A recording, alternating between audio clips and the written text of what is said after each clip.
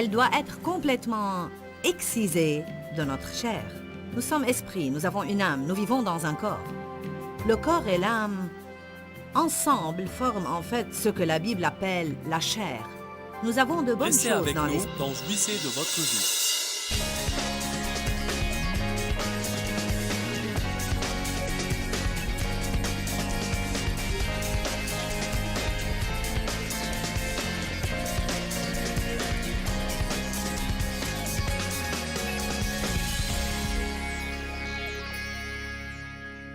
J'ai commencé une série la veille sur le 23e psaume.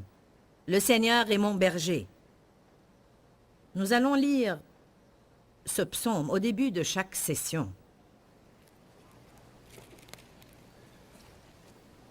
Ce psaume est cité plus que tout autre peut-être pour réconforter les gens.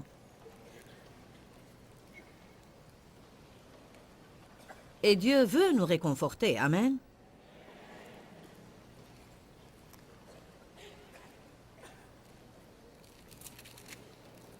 L'Éternel est mon berger. L'Éternel est mon berger. C'était le point principal de la veille. Non seulement un berger ou le berger, mais l'Éternel est mon berger. Je ne manquerai de rien. Je ne voudrais rien. Verset 2. Il me fait reposer dans de verts pâturages frais et tendres. Il me dirige près des eaux paisibles et tranquilles. Verset 3, il restaure et il rafraîchit mon âme. Il me conduit dans les sentiers de la justice. Non pas parce que je l'ai gagné, mais à cause de son nom.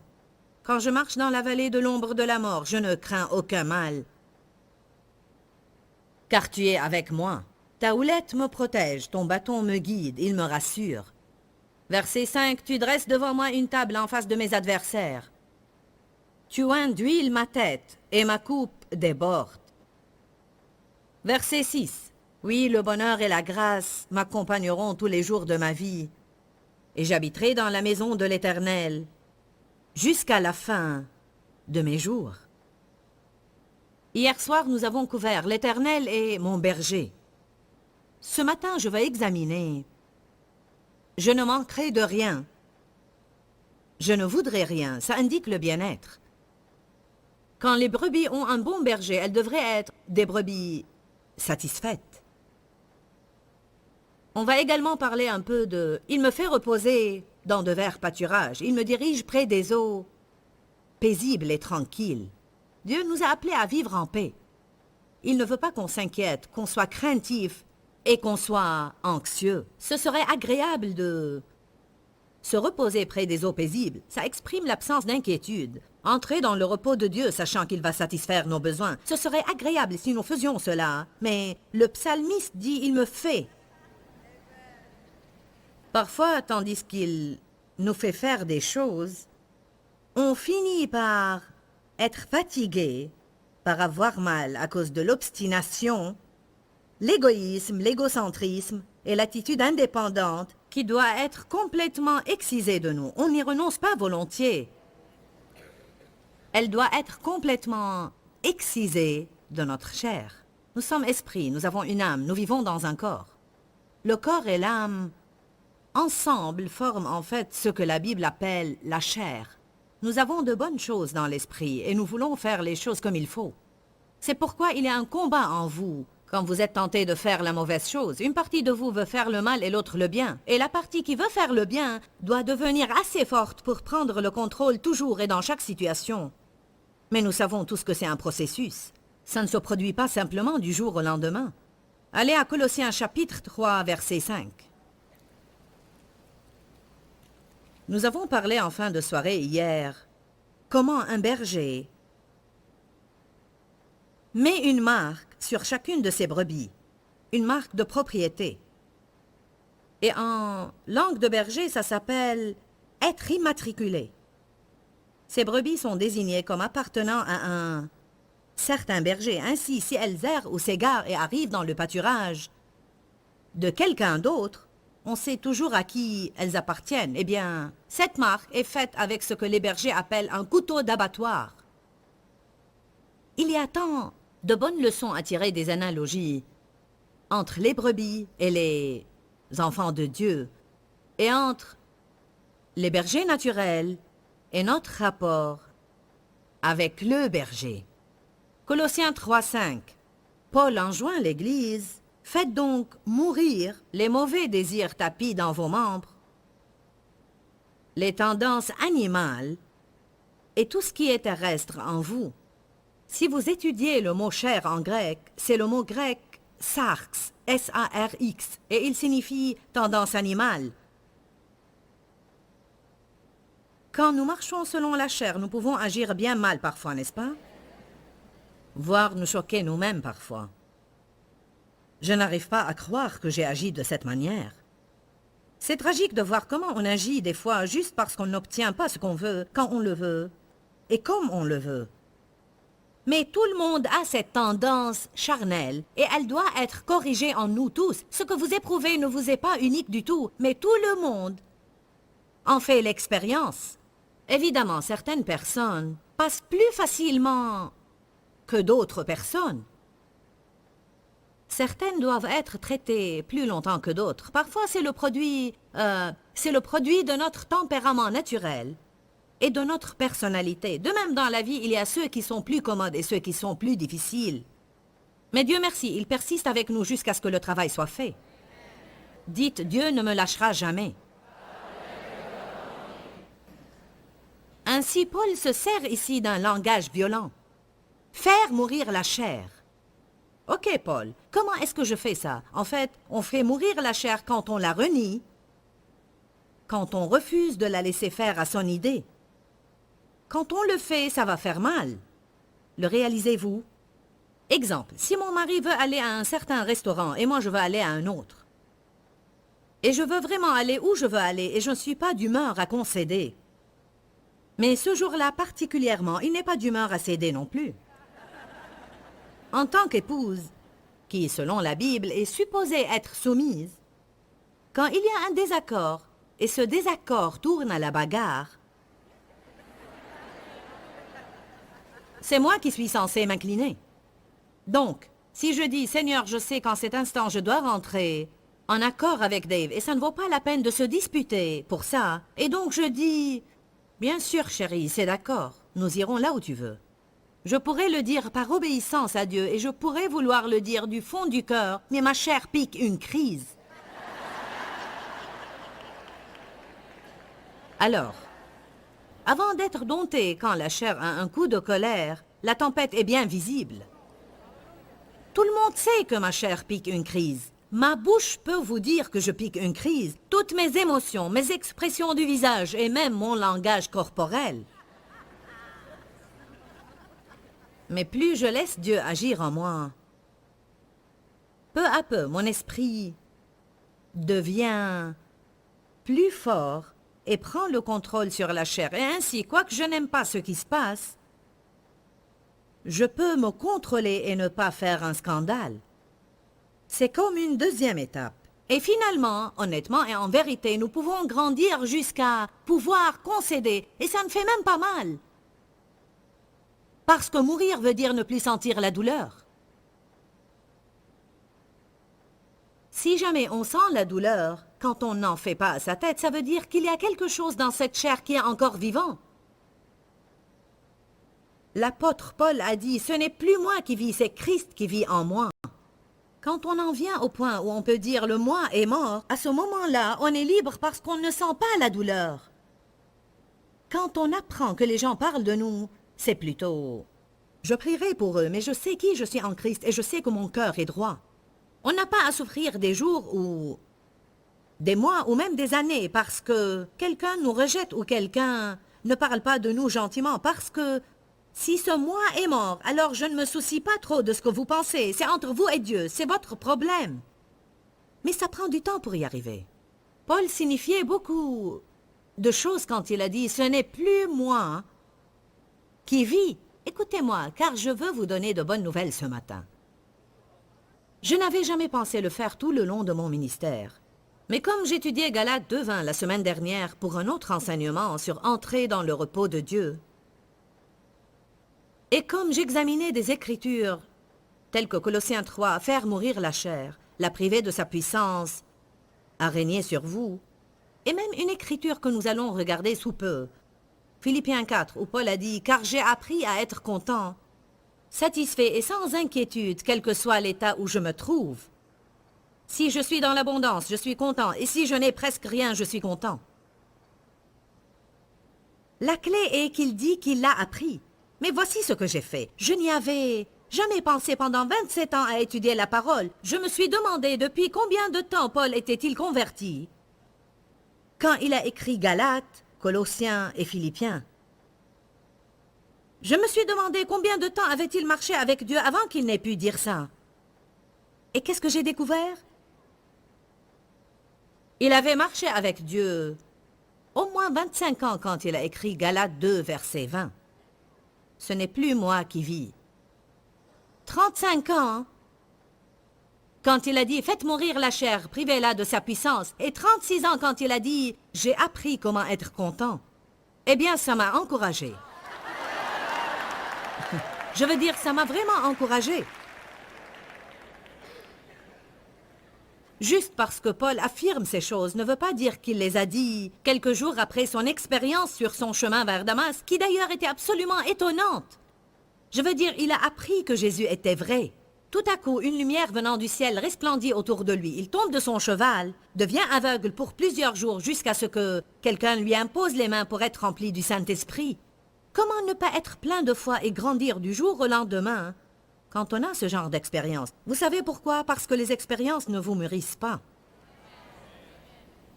Peu importe le nombre d'expériences miraculeuses que vous avez, elles ne vous rendront pas spirituellement mûrs. La seule chose qui nous aide à grandir, c'est éprouver, tenir et devoir faire confiance à Dieu, être mis dans des conditions qu'on ne souhaite pas et devoir dire finalement, ou bien je vais être ennuyé toute ma vie, je vais être contrarié et fâché et avoir des problèmes toute ma vie, ou bien je vais apprendre à faire les choses comme Dieu. Amen. Est-ce que ça encourage quelqu'un ici de savoir que ça a pris Paul un bon moment aussi? Faire mourir la chair. Bon, je crois que pour avoir de la maturité spirituelle, je ne pense pas que vous puissiez l'obtenir dans une file pour la prière, par un miracle ou par une expérience. Je crois qu'on doit endurer des choses, on doit acquérir l'expérience et on doit éprouver de première main la fidélité du Seigneur dans nos vies. On doit passer par des épreuves et voir Dieu nous en sortir. On doit avoir des besoins et observer Dieu pour voir à ses besoins. Et chacun de nous doit l'obtenir pour soi. On ne peut pas le recevoir de quelqu'un d'autre. Par exemple, quand j'ai dû subir une intervention chirurgicale, notre ministère était à ses débuts. Et je vous dis que chaque dollar qui rentrait, on en avait désespérément besoin. Et je devais donc faire cette opération. Et pendant un certain temps, je n'allais pas pouvoir réaliser ce que je fais normalement. Et nous étions si soucieux. Qu'est-ce qu'on allait faire? Comment est-ce qu'on serait soutenu si je ne pouvais pas sortir et faire mes conférences parce que notre revenu y dépendait en ce temps-là? Je me souviens un soir, j'étais assise le dos calé sur le divan. Nous étions chez nous à regarder la télé et on a sonné. Un homme apparut à la porte. C'était un pasteur local qu'on connaissait, mais pas très bien. Je veux dire, on ne le connaissait pas personnellement. On avait juste entendu parler de lui. Et il a dit que Dieu l'amenait à prendre une direction différente dans sa vie et son ministère. Et ils avaient ce bâtiment d'église qu'ils possédaient, que le ministère possédait. Et le ministère, en fait, l'a vendu à quelqu'un d'autre. Et dans le domaine ministériel, si vous vendez une propriété qui appartient à un ministère, vous ne pouvez pas garder l'argent. Vous devez distribuer cet argent ou cette propriété à d'autres ministères. Donc, il prenait la recette de la vente de ce bâtiment-là et le distribuait à beaucoup d'autres ministères comme Dieu l'a conduit. Et ainsi, il nous a apporté un chèque de 10 000 $, qui à ce moment-là était comme 10 millions pour nous. J'ai vu la fidélité de Dieu au moment où j'avais besoin qu'il soit fidèle. C'est ces choses-là qui accroissent notre foi. Je me souviens, quand Dieu m'a dit d'arrêter mon travail à temps plein et de me préparer au ministère, de rester à la maison, ne pas travailler et organiser mon emploi du temps où, bien que j'ai été maman et femme au foyer, que je puisse avoir le temps pendant la journée d'étudier et de rechercher Dieu. J'enseignais à une étude biblique dans une maison. Et littéralement, tout ce dont j'avais besoin, je devais le noter sur une liste de prières parce que je faisais la plupart de mes achats au brocante de maison. Je veux dire, si mes gosses avaient besoin de chaussures, je devais croire en Dieu de pouvoir trouver des chaussures pour 25 ou 50 centimes qui soient assez décentes pour être portées. Et je me rappelle avoir mis sur ma liste de prières « Dieu, j'ai besoin d'un nouveau poêle et de 12 torchons à vaisselle ». Ce que je vais vous dire, c'est produit. Une femme est venue à ma porte un jour et elle a dit « J'espère que vous ne pensez pas que je suis folle à lier. Mais j'ai eu l'impression que Dieu m'a dit de vous apporter 12 torchons à vaisselle. »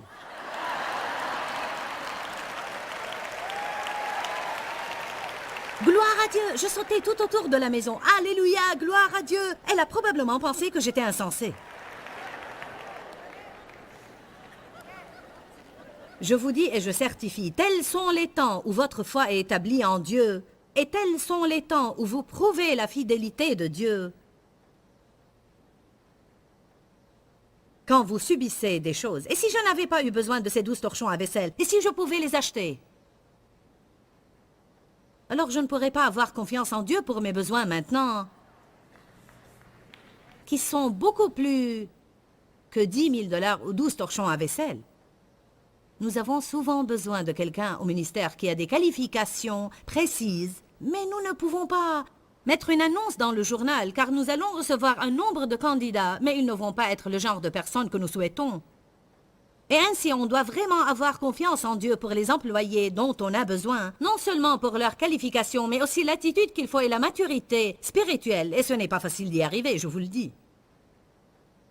Nous avons vu Dieu au cours des années toujours pourvoir pour nous et nous apporter exactement ce dont on a besoin, quand on en a besoin. J'ai vu Dieu me donner fréquemment la vigueur physique, quand mon corps me causait beaucoup de problèmes et je sentais qu'il n'y avait pas moyen de me lever et de prêcher là.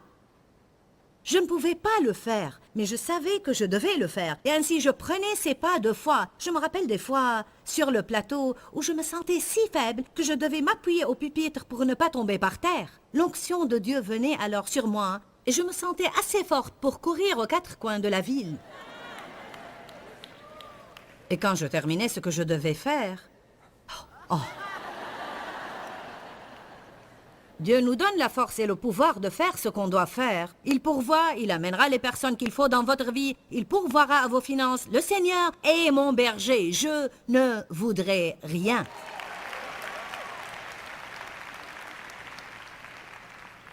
Comme nous l'avons dit hier, pourquoi une personne raisonnable ne voudrait-elle pas devenir chrétienne, une enfant de Dieu et avoir le droit d'aller au trône, de prier et d'avoir ses besoins assurés?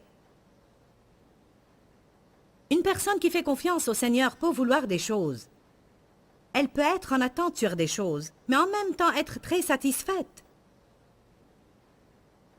Il n'y a aucun mal de vouloir des choses, mais Paul dit « J'ai appris à être content, satisfait au point où je ne suis pas dérangé. » Je veux des choses. Mais je veux apprendre à être content au point où même si je veux voir ce changement, je peux ne pas être dérangé et être satisfait dans l'état où je me trouve. Vous savez, je crois que c'est presque un art d'apprendre à être content là où vous êtes en chemin vers là où vous allez. Je m'aventure à dire que la plupart des gens ratent une grande partie de leur vie et une grande partie de la joie que Dieu veut leur donner. Parce qu'ils pensent toujours « je serai tellement heureux quand ». Vous savez quelque chose, je me reprends moi-même à le dire tout le temps et j'essaye de briser cette habitude. Je serai heureuse... Je serai heureuse quand vendredi soir viendra parce que nous allons à ce restaurant que j'aime. Je serai heureuse quand cette situation-là est révolue. Je serai heureuse quand, je serai heureuse quand, je serai heureuse... Ah, je serai heureuse quand il sera temps d'aller à telle ville ou à telle ville. Est-ce que vous vous entendez dire cela? Commencez à vous écouter. Je serai content quand, je serai heureux quand, je serai heureux quand. Bon, que dire de maintenant? Quand allons-nous être heureux maintenant? Si je suis toujours heureux quand, alors je rate ma vie tout entière. Parce que notre vie est dans le présent, non pas dans le futur ou dans le passé, mais maintenant. Bien que j'apprécie et j'aime faire ces conférences, vous savez, je travaillais tout le temps dans ces conférences et j'en ai fait tellement. Maintenant, nous en faisons environ 18 par an. Il y avait un temps où j'en faisais 36 par an. En plus d'autres choses.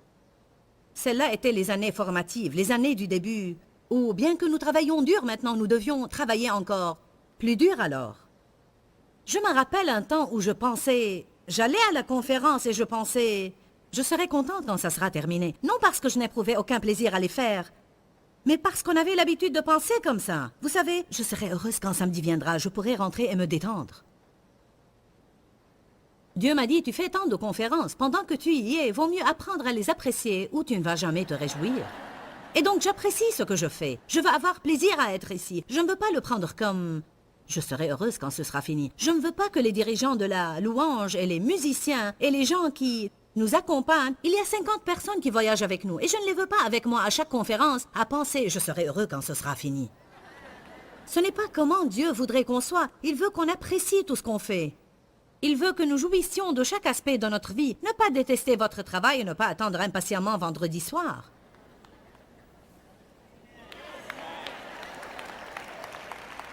Amen. Appréciez où vous êtes, en chemin vers là où vous allez. Pour le contentement, on doit apprendre à être satisfait avec moins. Je ne m'attendais pas à avoir trop d'amen, car personne ne veut moins, tout le monde veut plus. À mon avis, plus ne nous rend pas toujours plus heureux. Des fois, avoir plus nous donne plus de responsabilités, plus de choses dont il faut s'occuper, et plus de quoi grogner et pester. Dieu, je veux une plus grande maison, une plus grande maison. Maintenant, je moquerai parce que je dois la nettoyer.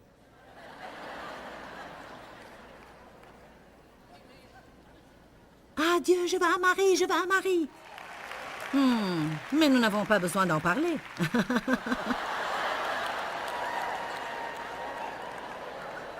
Alléluia. Quand je dis apprenez à être heureux avec moins, je ne dis pas que Dieu ne veut pas vous donner davantage. En fait, j'irais même à dire que je crois que les gens qui obtiennent le plus de Dieu sont ceux qui peuvent être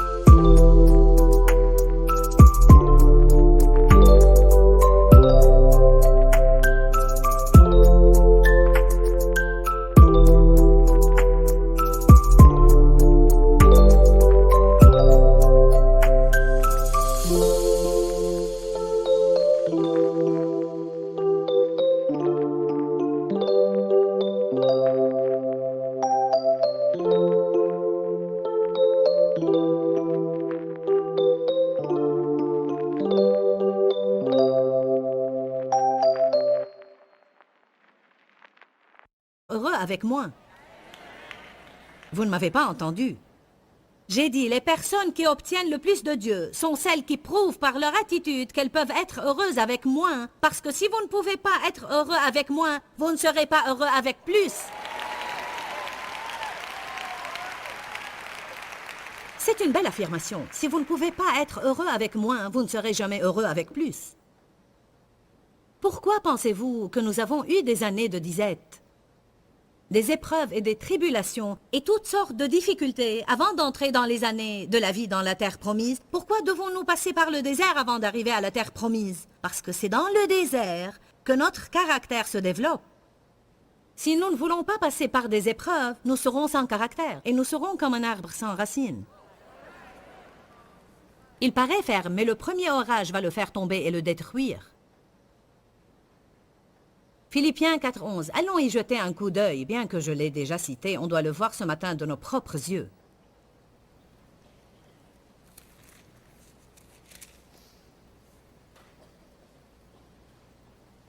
Paul a dit, ce n'est pas en vue de mes besoins. Philippiens 4, verset 11. Ce n'est pas en vue de mes besoins que je dis cela, car j'ai appris à être content dans l'état où je me trouve. Satisfait au point où je ne suis pas dérangé ou inquiété, quelles que soient les circonstances où je me trouve. Ouh, Jésus! Verset 12. Je sais être réduit à vivre humblement dans des circonstances serrées et je sais vivre dans l'abondance et l'apprécier. En tout et en toute circonstance, j'ai appris le secret de faire face à chaque situation, que ce soit la satiété ou la faim, dans l'abondance et la profusion, ou dans la disette et le besoin. Verset 13. Ayant la force pour tout faire par le Christ qui me fortifie. Quand Paul a dit « Je puis tout par celui qui me fortifie », il n'a pas voulu dire « Je peux faire ce que je veux ». Et Dieu me fortifiera. Il a voulu dire, j'ai la force d'avoir en abondance et me conduire avec ferveur. Et j'ai la force de ne pas avoir assez et me conduire toujours avec ferveur. Souvenez-vous de demeurer dans la parole continuellement. Nous vous aimons. Continuez dans la parole. Nous allons prier pour vous, prier pour nous. Que Dieu vous... Pourquoi Seigneur, pourquoi? Dans ce livret, Joyce Meyer nous enseigne à travers la parole comment être délivré de la confusion. Pour obtenir ce livret gratuitement, écrivez-nous à Joyce Meyer, boîte postale 40095-6300, Larnaca, Chypre. Ou bien visitez notre site web www.joycemeyer.org/fr.